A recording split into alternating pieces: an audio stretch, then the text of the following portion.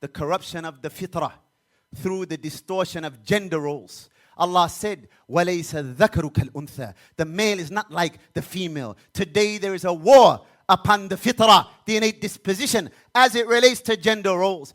Today, these divinely assigned roles are being ridiculed. Masculinity is called toxic, even when it is balanced and principled. Femininity is mocked as weak, even when it is modest and beautiful. Today, many women are being masculinized. Yes, many women are behaving like men, not always by choice, but sometimes by circumstance. With absent fathers, broken homes, and financial hardship, they are often forced into roles of provision and leadership, hardening their nature just to survive. If you don't want your wife behaving like a man, let her stay home and take care of the house and the children. I don't want to hear brothers complaining about your wife displaying masculine traits when you forced her to go to work and to be in the workforce and to compete with men. In many cases, you are part of the cause.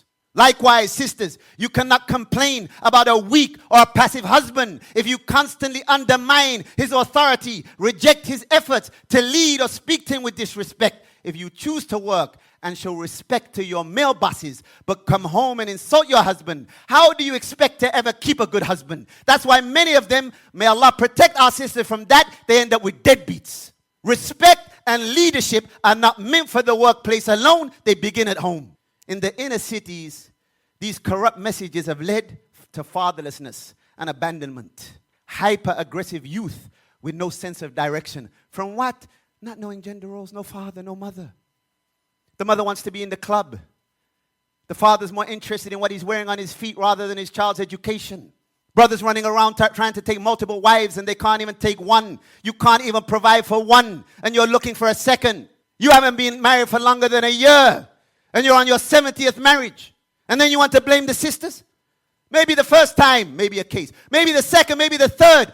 Isn't it time after the 70th marriage that you look in the mirror? You might need to go to therapy. The corruption of the fitrah. Fatherlessness and abandonment. Hyper-aggressive youth with no sense of direction. Young women used, discarded and left traumatized.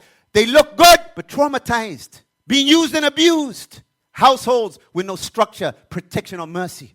When men stop being men and women stop being women, the community collapses.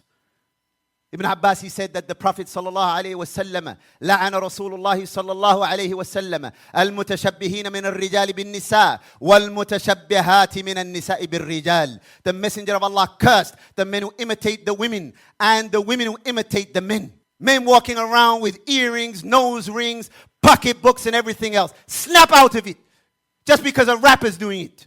وَالْعِيَاذُ بِاللَّهِ. Is that how blind the hearts have become? Corrupted fitrah. What is the resolution for that? Adhering to the roles that Allah defined in the Quran and the Sunnah. Being pleased with them. Finding honor in them. Wallahi alladhi la ilaha illahu. A righteous Muslim woman as a mother and a wife is the most honorable woman on the face of the earth. And sisters, if shaitan tries to fool you, look at those women who are childrenless. Don't have any families, and they're in old people's homes, looking at the walls, only the walls to talk to. But it's too late. Career doesn't benefit them now. There's nothing better than the righteous woman, the pious woman. In the dunya and the akhirah, your role models are the pious women that Allah Azza wa Jal mentions in the Quran. The mothers of the believers and the female companions and the righteous women from the Salaf and other than them.